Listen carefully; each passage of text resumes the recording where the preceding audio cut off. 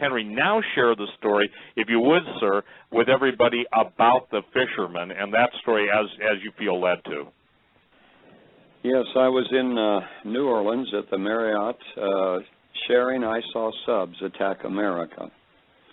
That would have been probably back in about, I would say 1991. And I was sharing that, and the whole presentation was designed to last 2 hours and 48 minutes. We had to gear it down for that so we could do the professional presentation of it at a television station. So I was working on getting it right down to 2 hours and 48 minutes. And that would be a maximum on a large video back then, and VCS, and or VR video recorder anyhow. But I took the break from the first half and was arranging all my presentations on my table up front of the Marriott there in the grand ballroom in front of hundreds of people, and was rearranging them, and these three men came up. And this man introduced himself as a man that owns a fishing trawler. And he says, I'm a fisherman, my dad has been a fisherman, my whole family have been fishermen in this Gulf area down where the Mississippi flows into the Gulf. And I said, yeah, okay. And he says, well, he says, I've been to radio stations, I've been to the newspaper, but they don't want my story. And I said, well, what is it? He said, well, he said, I was out in the Gulf of Mexico where the Mississippi flows in. I had my permit for dropping net and fishing that area. And he said, I had just purchased and installed a brand new fish detector, electronic fish detector. And he said, I had read the manual, began to be very familiar with what's metal, what's wood, and all the terrain, what to discern between what. And he says, I'm about ready to tell them to drop the nets, to let the nets go, because he said we run nets way behind our boat, when all of a sudden I see metal down below me, and it's in the shape of the hull of a boat. And I holler, hold it, don't drop the nets. And I keep going, looking at the fish detector, and I go up and I turn around and I head back down, and it's the shape of a submarine. He said, I'm angry because I have permit for that area specifically to fish. And here is this submarine under me. So he said, I got on the Marine band calling for the Coast Guard.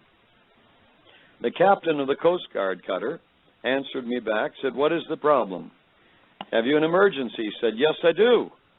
There is a submarine direct under me, and I have permission to net in this area, and I can't drop a net because it's down there, and I only have this area, and I'll need someone to sign off this area before I can get another area.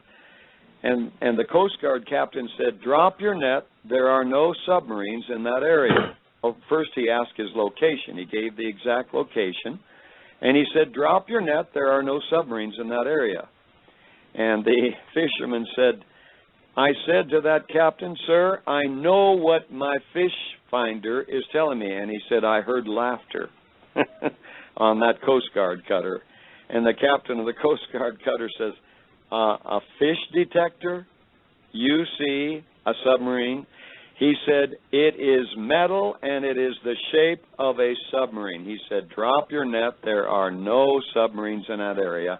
I don't know if you're getting a signal from somewhere overriding you or what.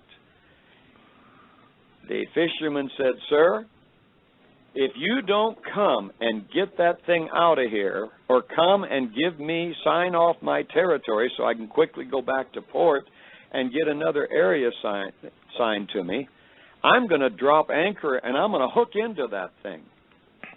Well, with that, the captain of the Coast Guard cutter said, hold your position, fishermen. We're on our way. So here they came, and the captain said, I want permission to board your boat. And he says, well, yeah, come on. He says, all right, show me your fish finder and show me what you're seeing.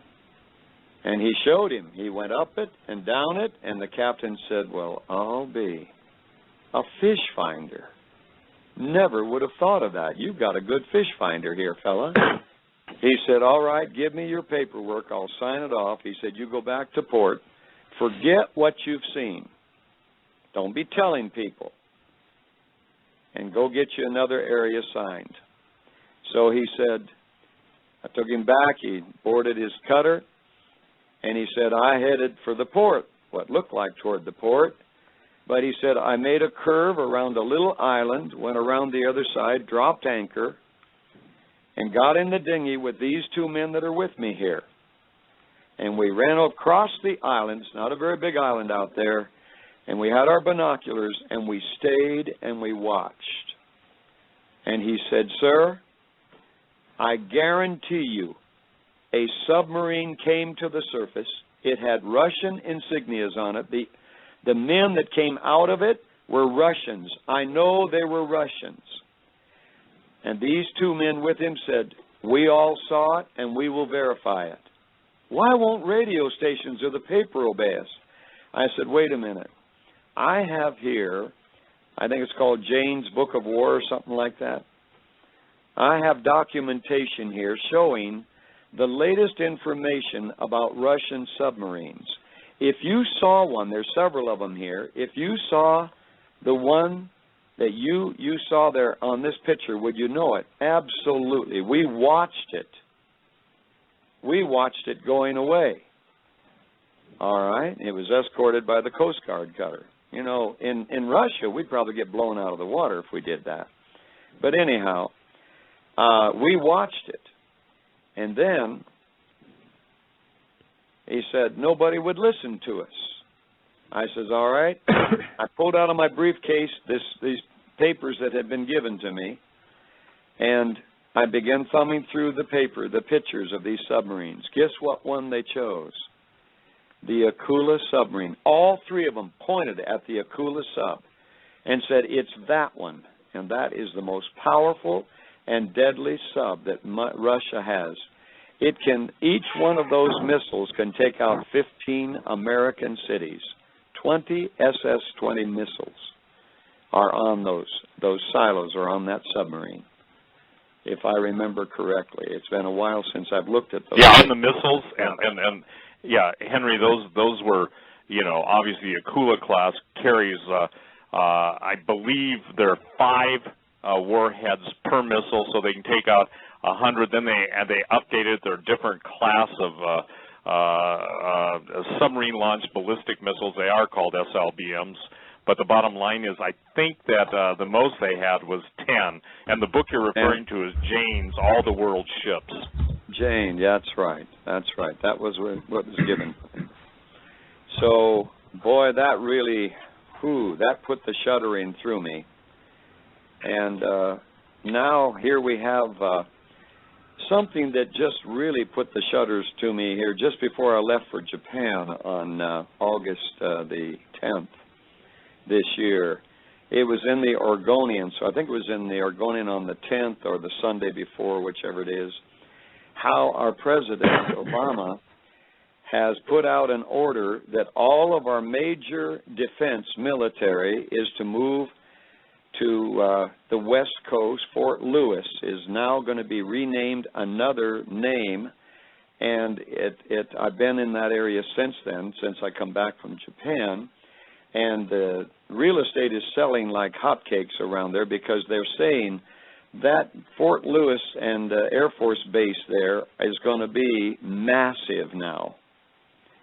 And then he ordered them to build up the East Coast bases, leaving, and the article said, leaving the middle of the United States virtually defenseless because we want to beef up our defense system for America. Well, if what happens, what I saw in that vision, they would have first strike advantage. There goes our defense mechanism, East Coast, West Coast, before we can even get an anti-missile system in the air. We are vulnerable. We are sitting ducks. This is very, very, very serious.